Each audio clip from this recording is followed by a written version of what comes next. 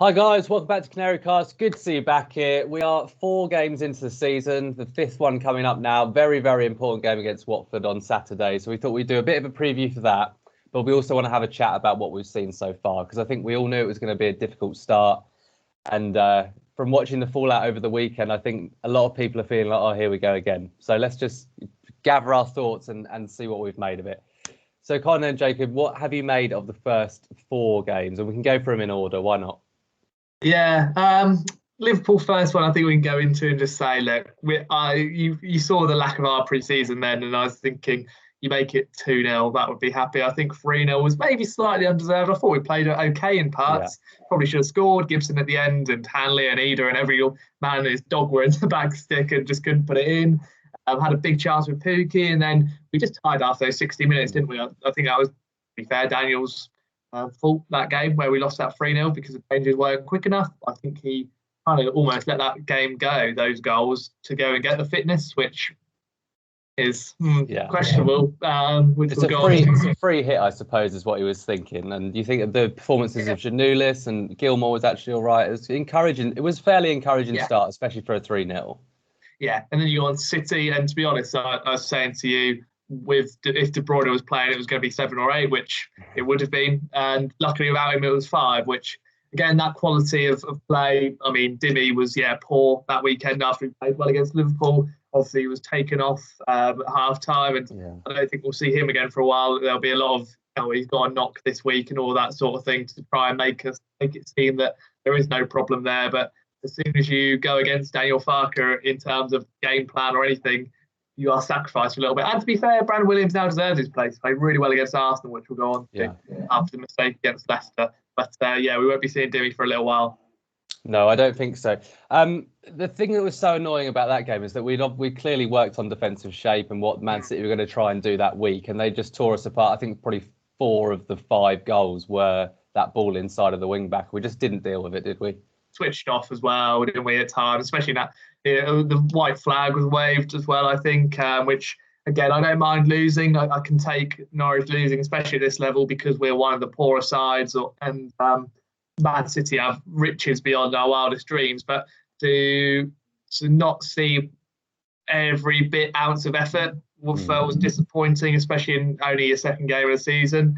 And I felt like fitness plays any role in that? Potentially, but then again, you talk about your changes and switch it up quicker. But I think in the first 2, you're talking about major fitness issues for sure. Yeah, absolutely. Let's move on to Leicester then, because that was slightly better, I thought.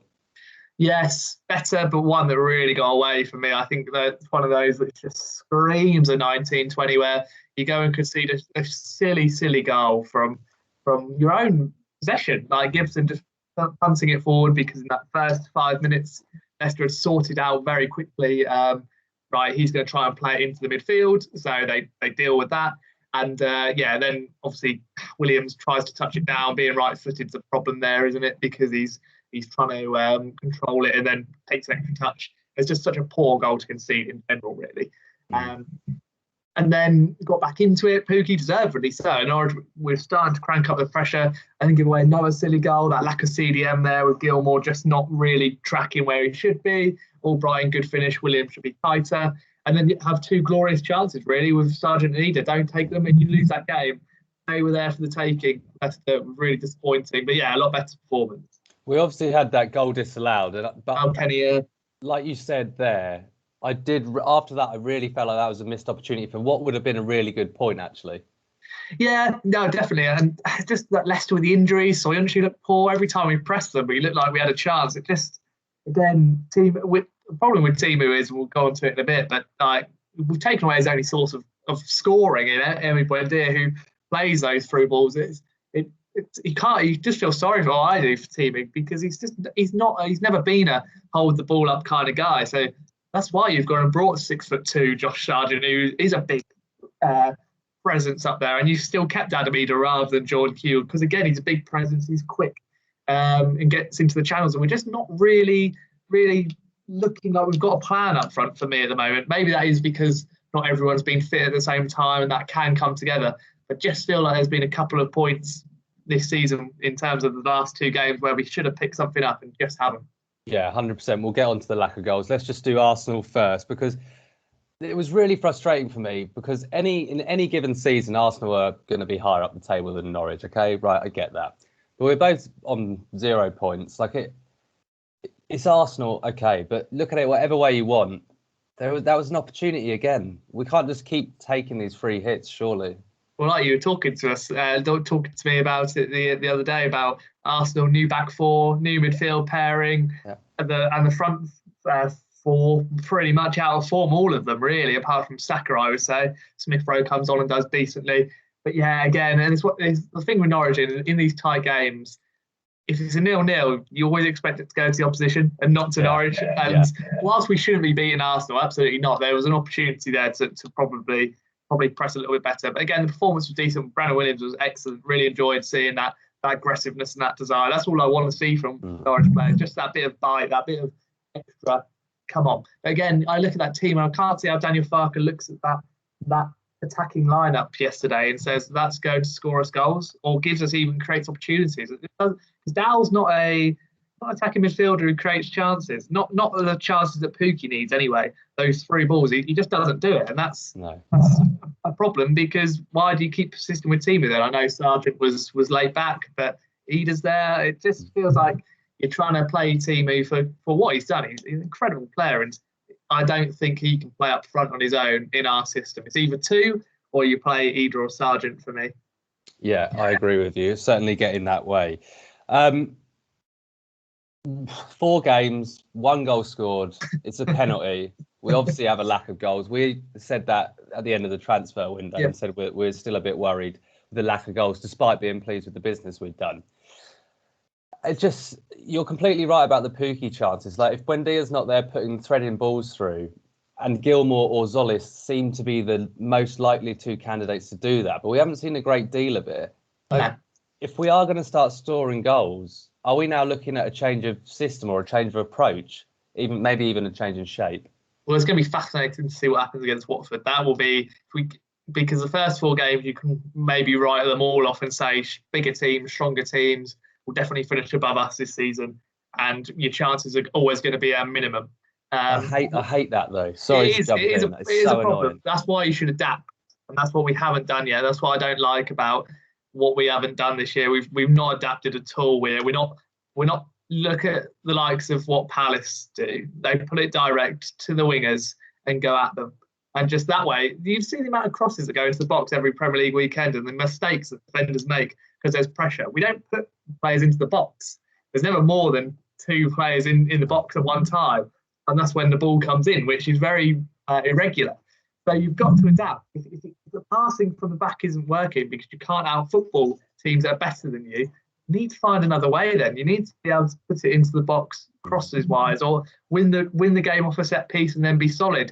You have to grind out the first couple of seasons really in this league, and then you're able to, like the Brightons have done, Burnley to a degree have done. Burnley a little bit of a freak, but mainly I'm looking at Brighton. Wolves, again, spend a lot more money than we will ever do, but they make themselves solid and make yourself effective on the counter. Jolis, Rasica, really direct down those wings, whip it in, get your third man into the box, a couple of midfielders and your forward, and then you've got players in and around the area, which is then a 4 on a 4 in a box, which a dodgy clearance, bang, goal. It is that simple. I think sometimes we look at it far too overcomplicated and really make sure that every pass is wonderful. That's what we did against Arsenal, and that's such a stupid goal to concede for me at this level. And I think you just almost not go back to basics, but really have to redefine what we're looking at and what's going to be effective with the squad we've now got. Because there's no point playing through the thirds when you haven't got a player who can then carry that ball. Because Buendia can do that. I don't see a maybe Rasica aside. I think Jolis is better when it's in front of him rather than just carrying it. There's not really a ball carrier, especially in that midfield, that middle bit. There's no ball carrier in there. On the note of ball carrier, I think we had some success against Arsenal, especially in the second half, with Rashica just picking the ball up on the break and running, and he won a corner on a couple of occasions. The annoying thing about that was there was only Pookie in the box, and no one else is really busting a gut to get even over the halfway line. Like, we're quite happy to just sit back and let them 2 try and do something. Which at this level, I just can't see that producing anywhere near enough chances. not from away from home. That's the No. problem, isn't it? We only Yeah. had one victory. I think we scored 4 or 5 goals away from home last time, and it's going to be the same again.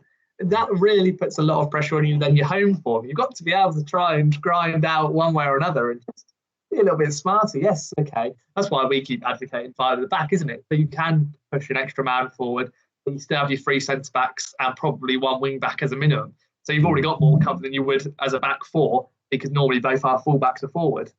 That's what I find slightly odd about the way we go away from these things. But Watford's huge. I think if we look at that now, that is such a that is for me a must-win game.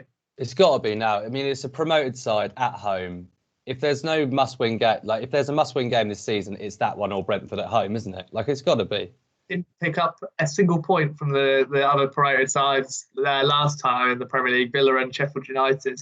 You look at Watford, haven't scored in three games, but it will be a very tricky test because I think we're going to play straight into their hands, allow them to counter-attack at pace. And with Sarr, Hernandez, Dennis, and then Sissoko breaking from midfield, I know he's crap on the ball, but we cannot deal with pace and power in midfield from what I've seen. And that is a concern. Okay, let's talk about Watford in terms of starting 11, because I think there's a bit of guesswork involved because of the team at Arsenal and how different that was, and how it was a bit weird, to be honest, wasn't it? But yes, it's going to be I think it's going to be a different lineup against Watford on Saturday. Tim Krul will be in goal, I'd imagine. Do you fancy Angus Gunn yet? I know Tim Krul's kicking has not been great at all, especially on his right foot, and we're seeing these Premier League sides force him onto his right foot, which is forcing mistakes. Yeah, I think the problem with Tim is that he's being told to then go ping it out to a 5'7" right back in Max Aarons because he hasn't got the long option. That's again the problem. If you can't play it through the thirds, then make sure you have a big boy up top who can pin it on his chest, knock it down, and then play it out wide. It's very simple football, isn't it? You're getting pressed and getting so high pressed, and it kept happening, didn't it? You could just feel the goal was coming. Just kept giving the ball away from our own situations, which nothing is more frustrating. If you cut open like Man City, you can say, oh yeah, the fullback switched off, but it's beautiful football. That Arsenal goal should not happen at any level of a professional level. It's giving it back. And then Hanley does step out. I know that's a problem and all of that sort of thing. We'll go on to in a minute about centre-backs. But yeah, it's just such we're making, and it did it a couple of years ago, just keep giving teams goals. And we're not good enough to go and get 2-3 goals back because these teams are either on our level or better. Exactly. To be fair to Tim Krul, he did make a good couple of saves to make up for his mistakes, in fairness. Max Aarons will be in at right back, obviously. What is your centre-half pairing looking like at the minute? Because I think there are definitely, probably 2 question marks there, really. I don't know who the 2 strongest are. You see, in my mind, it would never happen, but I would go on Babadele and Kabak. I know that goes against complete experience, and Grant was magnificent last year. It takes him 5 or 6 games to get back into fitness when he is injured. But I watched Kabak last year. It's not just a throw the hat because he's new. I think he's more than good enough to be able to get into our team. He hasn't played for a while, though. No, but then he was a Grant Hanley against Liverpool. Then this is only Watford. I look at Babadele and I just think this kid is now. He's actually ready. He actually is. And I know I certainly was waxing lyrical over those first few games, almost taking the mick a little bit because it's going up the likes of Preston and Huddersfield. But nothing seems to faze him. He's quick, he's strong, he's composed, he doesn't rush out like Grant does for an aggressive tackle. He's just everything that I watched him against Portugal for Ireland. I just thought, wow. Like he's playing against Ronaldo, he's playing against Jota, he's playing against Bruno Fernandes. And it's not phased him a single bit. I think he's ready now. And for me, Ben Gibson's too slow for a Watford game. Against that pace, it's worrying. I think Andy O is probably first choice centre-back now. And I didn't think I'd be saying that so quickly. And I would put Kabak beside him, to be honest. Blimey. That's the thing that's really frustrating is that Hanley and Gibson were so good last season, weren't they? We said this with Ben though, didn't we? We said it when we watched Brentford, watched it on the live watch along. Said Tony's pace is too much, and that's a big leap. And Ben Gibson's a brilliant defender, but I think for him and Grant, both need to be in a back three.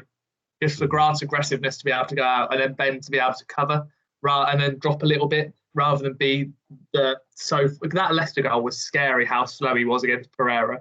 And Pereira was rapid, but Gibson was far too slow. And with a back three, Gibson can then step out with the ball. And just with that again, with cover. I think every solution I keep going back to is a three at the back or three centre backs. But I still don't think that's going to happen. So I would say Kabak's a lot better on the ball than anyone else we have in that team. And so is on Bamidele. So for me, whilst it would be a completely new relationship and it would have some teaming problems for sure, Kabak's not the quickest. And that's why I think Grant will play against Watford. I would play both of them. Yeah, I agree with you. I think Hanley will play because Farke won't want a new partnership against them in a massive game. But yeah, I would tend to agree with you. Okay, let's talk about left back because that's been really interesting. We've mentioned Giannoulis seems to be out of favour at the minute. We don't usually see players hooked at half time, to be fair. So I imagine something was said in the dressing room or something. I don't know. I'm guessing. But Brandon Williams was pretty good against Arsenal, and I'd be surprised if he comes out of the team. Well, obviously, I have a lot of hope for Dimmy because they rejected that 15 million bid from Roma, didn't they? But maybe that was before the kind of problems Daniel has seen with him. But in terms of Brandon Williams, he was excellent against Arsenal, man of the match for me, and fully deserves to play. Great block. Say again, sorry. Great block at the far post to deny what would have been 2-0. Yeah, wonderful tackle, great blocks. Was unlucky for the goal against Pepe. He had to come in and let him shoot because Grant was bloody halfway line and got absolutely sold. But the only thing I worry about Brandon against Ismaili Sarr is Ismaili's a very aggressive winger. Pepe is quite cultured, takes a few touches, cuts in. That was quite easy for Brandon to just go smash him into him. Sarr will just keep getting those knocks, but he'll run at about 100 miles an hour and you just see Brandon getting an early yellow and then having to kind of change his aggressive style. Hopefully he watches him this week, realises just how bloody quick he is, and then kind of almost backs off him a little bit to allow him that space because Brandon's quick, but he's definitely not as quick as Sarr, who we don't need to keep getting in. And that was the whole game plan when we last played Watford, get it to Sarr. Yeah. All right, let's talk about the midfield three because the interesting talking point this week. I do not want to see Lucas Rupp in there. Nothing against him. He's great off the bench. Come on and do a job. See out a game. Brilliant at that. But not at Watford at home. Not Watford at home. I would personally go 4-2-3-1 for this one. I think we're going to have a lot more of the ball. For me, I don't see why Lee Malou doesn't sit and be a destructor. It's because he can shoot from range. I get that, but he doesn't have the legs to be box to box. Not in this league. You can see why he was in France. He's wonderful on the ball. You really need to think about what he's actually offering going forward. It's not enough because he's not got the legs. So, and I think he's good enough on the ball. I think he's strong enough in the tackle, and he's physical enough height wise to be able to be the engine not the engine, be in the engine room in the two. And for me, baffling why we didn't play Norman against Arsenal. I don't care if he hasn't trained or whatever. He's match fit. He can play football. He knows which team he's playing for, which is the yellow, not the reds. So for me, you look at it that simply and go, he's a better player than Lucas Rupp. You've got to play him. But okay, we'll leave him, and he has to play against Watford.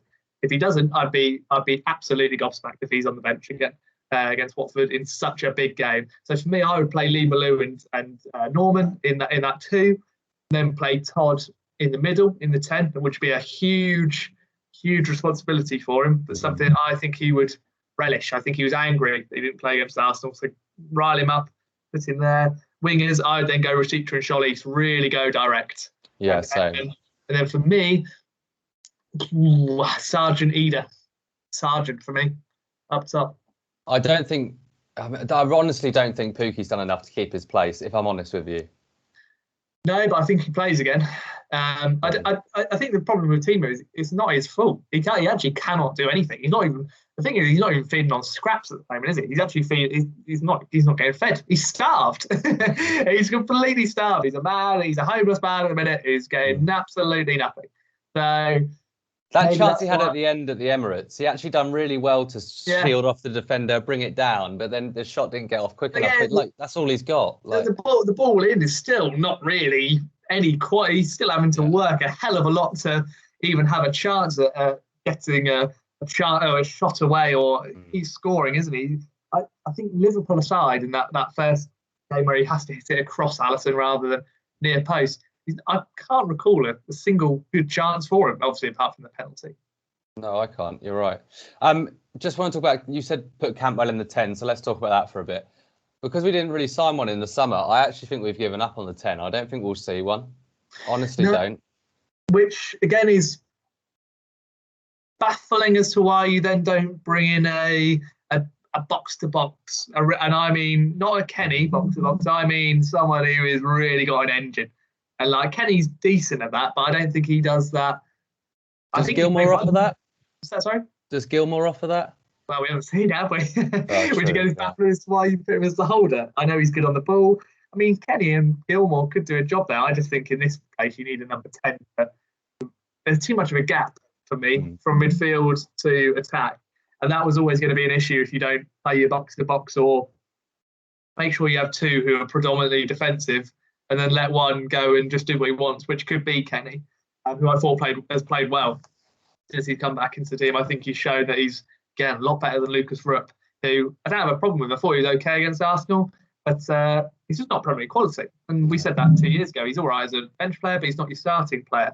I think Norman will improve the ball retention, and he's a little bit more physical. I still don't know if he'll be the answer in that defensive midfield hole, but we have to see what he's like. Yeah. For me, 4-3-3 doesn't work, though. No, we haven't seen a great deal from it at the minute. I'm going to ask you for a prediction for Watford in a minute, so think about that. But just before we do that, we've spoken about the season starting now, and yeah, that is quite a frustrating thing to have to deal with 4 games into the season, but nonetheless, we're here. The next 5 games at Carrow Road: Watford, Brighton, Leeds, Southampton and Wolves.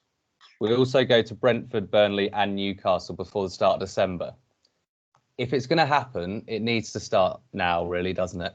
Let's be honest. Yeah, and this is why I don't like this this catch-up sort of talk from Daniel Farke. These players need time to catch up in terms of Norman and Kabak. We haven't got time. You haven't got time, Daniel. You've got 30. Well, you had 38 games. Now you've got 34.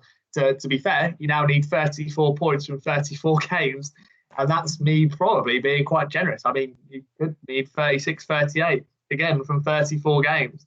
You need to average more than a point a game at the minute of what you have got, which is nothing before. Yeah. So it's, again, still quite a big ask if you're looking at the numbers. But yeah, no, you're absolutely right. Up till December the 1st, these are the games you have to. You kind of go for your stereotypes of got to win the home ones, draw the away ones. Got to really be avoiding defeat in most of them. Everton, I would say, which is coming up after this one, which, yeah, okay, you can probably accept the defeat there. I think Chelsea are in that 9 games as well. Yeah. Roll the dice. But the other ones, big expectation. You've got to pick up points up, because at the minute, doesn't look like we're going to be getting anything from the big boys who are a different stratosphere of quality. So these are the ones you've got. Watford is massive. If you win there, then it just lifts the whole place. And you have to win. We saw it under Worthington in 04-05, really going back. The time it took to win that first game was ridiculous, wasn't it? And we're still only 1 point away from staying up. Yeah. Have to get it in early. It is that important. And if you lose against Watford, I can't even envisage that thought yet. But if you lose that game, then wow, that is... Yeah. The thing that worries about on that point, on that exact point, the thing that worries me is last time when our confidence was low, you could see we had absolutely no confidence. And then we had the restart, which didn't help. And yeah, it was woeful after that. But I'm just really worried. I know it's a new set of players pretty much. It's been quite a lot of rotation. But you just think, if we keep losing these games early on in the season, do we just sort of crumble? Honestly, I hope we don't. But I am genuinely quite worried that mentally we might just be a bit like, we're not good enough for this level. And that would be disastrous. I think maybe we're a little bit more used to it than 2 years ago, because you take the rough and the smooth. But now we have to see the adaptability of Daniel Farke, and that's what I'm really keen on seeing, because I've not seen it yet. This is huge for him. He had a free run at it a couple of years ago. This time, for me, there's no excuse to at least be competitive. We're 10 points behind at the end of the season of anyone else, and that's an absolute failure. You've got to try and set up this squad. I think it's good enough to at least compete. I can't really see 3 teams that finish below us at the moment, but then we have to really see what they're like against the teams and around them. Obviously, Watford lost against Wolves, who hadn't picked up a point yet, and then Brentford lose to Brighton. So those are the games that are quite close and nitty-gritty. This one, I think, will be as well, the Watford game. I don't think both teams will be nervous. Both teams have not scored. Well, in the last three, there's been one goal between both sides their way. So it feels like it's just a huge, huge pressure. It's built more pressure on Norwich for sure, because no points at home. I mean, it would be fascinating to see how they deal with that pressure. What do I think will happen? The counter-attack scares me to death, to be honest. We're not. The thing with me is we're not ready yet, are we? The team's not ready. It's full of individuals, let's be honest, at the moment. They're still trying to work out each other's game, which is not Daniel's fault. It's just injuries and fitness and weather. Not probably being able to put out his best side yet. I don't think he knows his best side, but it has to come together on Saturday. Otherwise, I think, like you say, supporters, team, do then just go, wow, is this just going to be 1920 replay? Yeah, that's what I'm afraid of as well. Go on then, Jacob. Score prediction. Let's hear it. I'll go. So I wanted to say 2-1 Norwich, but I actually can't see us scoring twice. So no, I don't that's know. exactly what I think. 1-1 because we won't score 2. Yeah, you can just see us conceding a silly goal, can't you? Watford have been poor though. I mean, you have to win it. I'm going to say, okay, so I'll go different from you. I think it will be 1-1, but I'll go 1-0 to Norwich to really try and be. You just have to kick it off now. I don't care if it comes off bloody Ben Gibson's arse in the last minute. I couldn't care how it goes in, as long as it's allowed and not an arm or whatever. Yeah. Have to win it. I'm nervous about it. It's such a monumental game, isn't it? Really, and I don't think that's overplaying it either. I think you have to win it. Yeah, it's a must-win game. I don't think there's much debate to be had there. I think it will be 1-1. I would love to say 1-0 Norwich or 2-1 Norwich, but I just don't think we've got the firepower at the minute to score 2 goals, and I don't think we've looked assured enough at the back to keep a clean sheet. So I'm going to go 1-1. But it is definitely must-win, and it's a monumental game. I'm very excited. I've got a ticket. We need to try and sort you one out as well if we can before we go. But I can't wait. It's going to be a huge game. But I think after the final whistle, if we've not come away with 3 points, that might be quite a difficult pill to swallow. Yes, yeah. If you don't, I'm really trying not to picture a non-win at the moment, because I just can't envisage the negativity that it'll be. And so it'll be fascinating because we haven't even really played a team that's had